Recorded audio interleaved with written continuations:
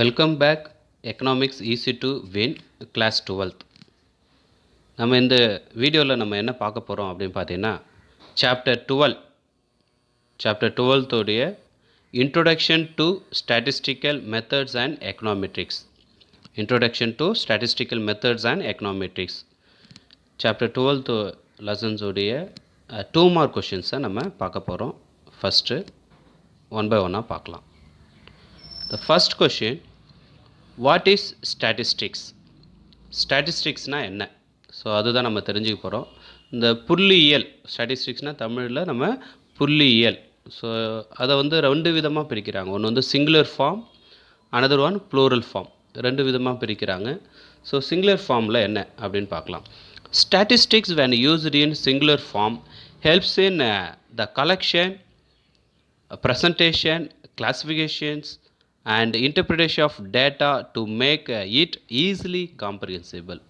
So புள்ளியியல் பொறுத்த வரைக்கும் இந்த ஸ்டாட்டிஸ்டிக்ஸில் நம்ம என்ன தெரிஞ்சுக்க போகிறோம் அப்படின்னு பார்த்தோன்னா, இந்த டேட்டா, இந்த விவரம் பொறுத்த வரைக்கும், அதாவது புள்ளி விவர, ஸோ டேட்டா பொறுத்த வரைக்கும் நம்ம என்ன செய்ய போகிறோம், கலெக்ஷன். ஃபஸ்ட்டு வந்து என்ன பண்ணணும், கலெக்ஷன்ஸ் சேகரிக்குது, ஓகேவா.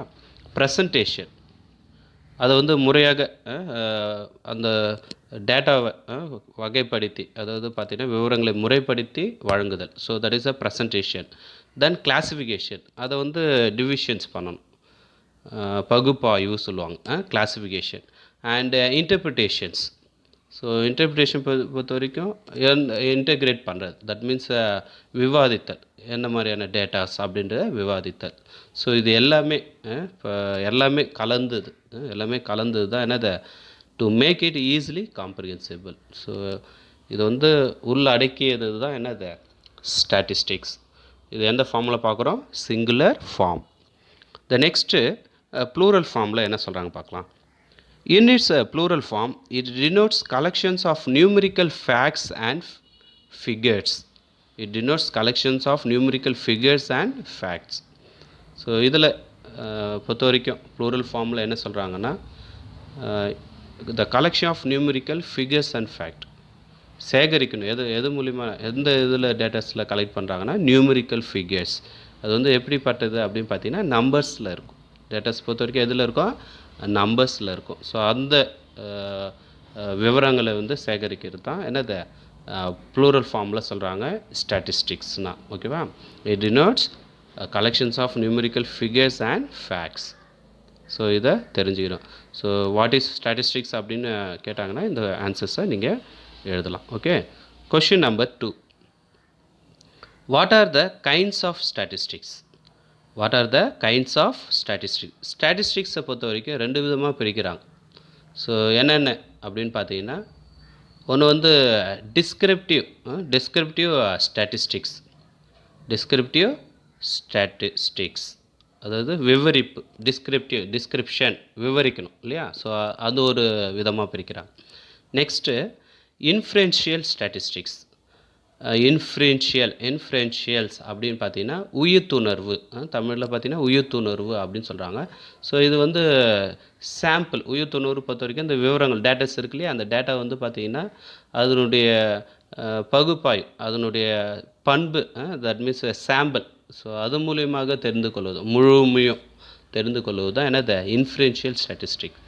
டிஸ்கிரிப்ஷன்னா என்னன்னு தெரியும், டிஸ்கிரிப்டிவ்னா என்னது, ஒரு டேட்டாஸை வந்து விவரிக்கிறது, அதனுடைய டோட்டல் மொத்தத்தையும் தொகுப்பையும்.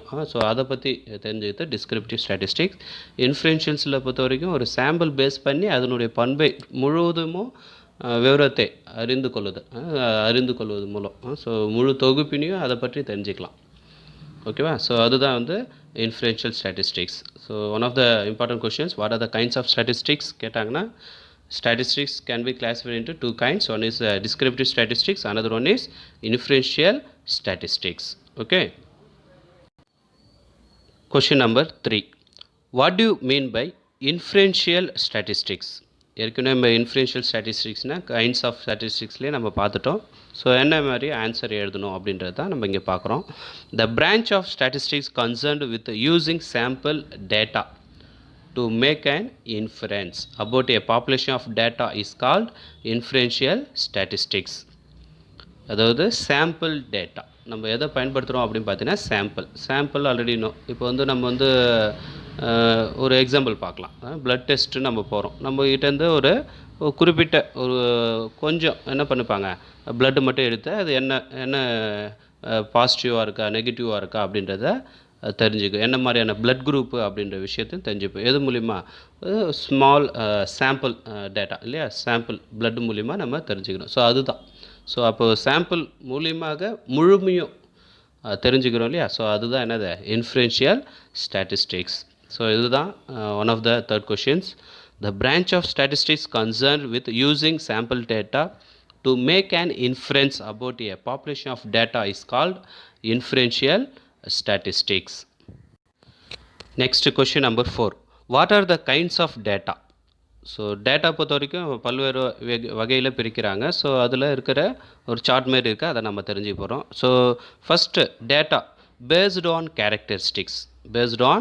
கேரக்டரிஸ்டிக்ஸ். ஸோ இந்த இடத்துல தெரிஞ்சுக்கிறோம். பேஸ்டு ஆன் கேரக்டரிஸ்டிக்கை ரெண்டு விதமாக பிரிக்கிறாங்க. ஒன்று வந்து பார்த்திங்கன்னா quantitative data, the another one is qualitative data. Quantitative அப்படின்றது நம்பர்ஸில் வர்றது, குவான்டிடேட்டிவ் நியூமெரிக்கல் நம்பர்ஸில் வர்றது. ஸோ அது வந்து ரெண்டு விதமாக பிரிக்கிறாங்க, primary data and then secondary data. So quantitative டேட்டாவை ரெண்டு விதமாக பிரிக்கிறாங்க, primary data and secondary data. So primary datas பொறுத்த வரைக்கும் என்னது, அது வந்து தொடர்ச்சியாக இருக்கும் ப்ரைமரி டேட்டா. செகண்டரி டேட்டா பொறுத்த வரைக்கும் தட் இஸ் நாட் கண்டினியூ. அதுதான் சிம்பிளாக நம்ம தெரிஞ்சது secondary data. The first information to collect the data we called name as primary data. Okay. Secondary data பொறுத்த வரைக்கும் தட் இஸ் நாட் கண்டினியூ, அது வந்து ஆல்ரெடி ஏற்கனவே பப்ளிஷ் பண்ணிப்பேன், அந்த டேட்டாஸ் மூலிமா எடுக்கிறது தான் என்னது secondary data. So next based on கேரக்டரிஸ்டிக்ஸில் நம்ம என்ன தெரிஞ்சுக்கிறோன்னா குவாலிட்டேட்டிவ் டேட்டா. ஸோ குவாலிட்டேட்டிவ்னா அதனுடைய தன்மை. ஸோ தன்மை அறியக்கூடிய டேட்டாஸ் விவரங்கள் அப்படின்னு பார்த்தீங்கன்னா இதை ரெண்டு விதமாக பிரிக்கிறாங்க. அதுலேயும் அதே போல் primary data and then secondary data. Primary data and then secondary data. Okay. The next based on sources. So based on source அப்படின்னு பார்த்தீங்கன்னா என்னது, ஆதாரம். சோர்ஸ் பொறுத்த வரைக்கும் ஆதாரம், அதை பேஸ் பண்ணி ரெண்டு விதமாக பிரிக்கிறாங்க. So primary data and then secondary data. So primary and then secondary. So ரெண்டு விதமாக பிரிக்கிறாங்க. So this is the based on sources. So kinds of data அப்படின்னு கேட்கும்போது we have to based on கேரக்டரிஸ்டிக்கு ரெண்டு விதமாக பிரிக்கிறாங்க, அதை பேஸ் பண்ணோம். And then based on sources, அதுவும் ரெண்டு விதமாக பிரிக்கிறாங்க. ஸோ இந்த விஷயத்தை நம்ம தெரிஞ்சுக்கிறோம். Okay. Next question number 5. Define correlations. காரலேஷன்னா என்ன அப்படின்னு பார்த்தீங்கன்னா தமிழில் உடன் தொடர்பு பகுப்பாய்வு. ஸோ ரிலேட் பண்ணுறது. ஸோ அதுதான் வேரியபிள்ஸை ரிலேட் பண்ணுறது. ஸோ அதுதான் காரலேஷன்ஸ் அப்படின்றாங்க. ஸோ வாங்க மீனிங் பார்க்கலாம். Correlation is a statistical device that helps to analyze the covariations of two or more variables. Covariations of two or more variables. அதாவது உடன் தொடர்பு அப்படின்ற ஒரு பகுப்பாய்வு அப்படின்றது என்னென்னா covariation of two or more variables, இரண்டு அல்லது மேற்பட்ட வேரியபிள்ஸ், அதாவது டூ ஆர் மோர் வேரியபிள்ஸ். இது வந்து எவ்வாறு வந்து ஒன்றோடு ஒன்று தொடர்புடையது. So statistical device. ஸோ அதை தான் நம்ம என்ன சொல்கிறோம், காரலேஷன்ஸ். இது வந்து யார் வந்து ஃபைண்ட் அவுட் பண்ணியிருக்காங்க இந்த காரலேஷன்ஸ் அப்படின்றத பார்க்கலாம். Sir Francis Galton. ஸோ அவர் தான் Francis Galton is responsible for the calculation of correlation coefficient. So இதில் வந்து பார்த்தீங்கன்னா இந்த உடன் தொடர்பு பகுப்பாய்வை கணக்கிடுது. ஸோ இவர் தான் வந்து இந்த கார்லேஷன் ஆஃப் கோஎஃபிஷியண்ட்டை கண்டுபிடிச்சிருக்கார். ஓகேவா, ஃபைண்ட் அவுட் பண்ணியிருக்கார் சார் ஃப்ரான்சிஸ் கால்டன். ஓகேவா. ஸோ டிஃபைன் கார்லேஷன்ஸ்னால் என்னன்னு தெரியுது இல்லையா. என்ன, what is that? Correlation is a statistical device. அது வந்து ஒரு புள்ளியியல் தொடர்புடையது. ஸோ அது எது அனலைஸ் பண்ணுது அப்படின்னு பார்த்தீங்கன்னா covariation of two or more variables. இதுதான் முக்கியமானது. அதாவது இரண்டு அல்லது அதற்கு மேற்பட்ட வேரியபிள்ஸ், அதாவது மாறிலிகளை ஒன்றோடுடன் தொடர்புடையது. ஸோ ஒன்றோடுடன் தொடர்பு கொண்டு சேஞ்சஸ் ஆகிறது தான் நம்ம என்ன சொல்கிறோம், சேஞ்சஸ் ஆகுது இல்லையா. ஸோ அதுதான் நம்ம என்ன சொல்கிறோம், correlations. Okay. Next question number 6. Define regression. So regression தமிழில் பார்த்தீங்கன்னா ஒட்டுறவு போக்கு, ஒட்டுறவு அப்படின்றாங்க. சார் என்ன சார் ஒட்டுறவுனா? ஸோ வேரியபிள்ஸில் உள்ள ஒரு தொடர்பை தான் நம்ம என்ன சொல்கிறோம், ரெக்ரேஷன் அப்படின்றோம். ஸோ வாங்க பார்க்கலாம். Regression is the study of the relationship between the variables. So வேரியபிள்ஸில் உடைய, அதாவது எதோடைய அப்படின்னு பார்த்தீங்கன்னா, இந்த study of the relations between the variables. Between the அப்படின்னும்போது டூ தான் இல்லையா. ஸோ அதாவது இரண்டு வேரியபிள்ஸுக்கும் உள்ள ஒரு தொடர்பு இல்லைன்னா உறவை. ஸோ அதை தான் நம்ம எக்ஸ்பிளைன் பண்ணுறது தான் நம்ம என்ன சொல்கிறோம், ரெக்ரேஷன்ஸ் அப்படின்றோம். The study of the relations between the variables. Next point பாருங்கள். The literal meaning of the words regression is stepping back towards the average. Very very important. Stepping back towards the average. So என்ன அப்படின்னு பார்க்கலாம். So the average என்பது என்னது, சராசரி. So சராசரியை நோக்கி பின் செல்லுதல், அதுதான் நம்ம என்ன சொல்கிறோம், regression. Stepping back towards the average. ரெக்ரேஷன்ஸில் பொறுத்த வரைக்கும் ஒரு எக்ஸாம்பிள்ஸை நம்ம பார்க்கலாம். இப்போ பார்த்தீங்கன்னா இரண்டுக்கும் வேரியபிள் இருக்குது அப்படின்னு சொல்லணும், ரிலேஷன் பிட்வீன் த வேரியபிள்ஸ் அப்படின்னும். இப்போ எக்ஸாம்பிள்ஸ் பார்க்கணும்.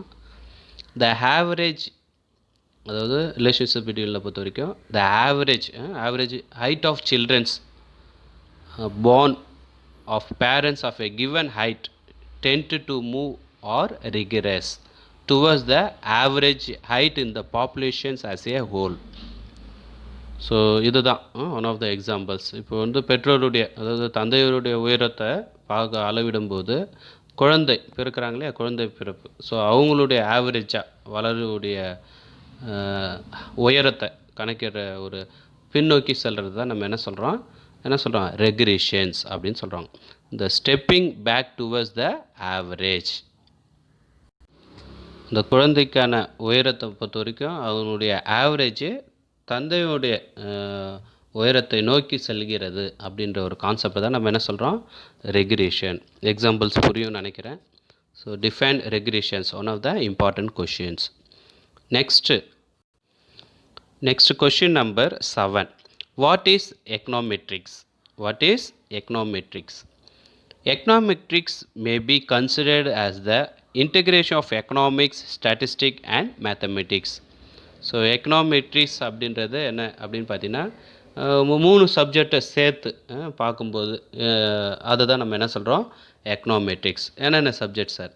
எக்கனாமிக்ஸ், பொருளியல், எக்கனாமிக்ஸ் ப்ளஸ் ஸ்டாட்டிஸ்டிக்ஸ், புள்ளியியல் ப்ளஸ் மேத்தமெட்டிக்ஸ். இது எல்லாத்துக்கும் அதான் 3 சப்ஜெக்டும் தொடர்புடையது. ஸோ அதை தான் நம்ம என்ன சொல்கிறோம், econometrics. The integrations of economics, statistics and mathematics, so that we are call M S econometrics. So metrics அப்படின்றது அளவை குறிக்கிறது. ஸோ எக்கனாமெட்ரிக்ஸ், எக்கனோ அப்படின்னு பார்த்தீங்கன்னா பொருளாதார அளவியல். ஸோ பொருளாதார அளவியல் அதை தான் நம்ம சொல்கிறோம் எக்கனாமெட்ரிக்ஸ். ஸோ பொருளாதார அளவியல் எது தொடர்புடையது, எது லிங்க் பண்ணுது அப்படின்னு பார்த்தீங்கன்னா economics, statistics and mathematics. So that is the one of the important question, what is econometrics. Dear students, இந்த வீடியோவில் நம்ம பார்த்தது சாப்டர் 12. ஸோ லெசனுடைய 2 மார்க் கொஷின்ஸ் மட்டும் நம்ம பார்த்துருக்கோம். So I hope you understand in this video. So if you any doubt me, you have to ask, okay, or call. Thank you students.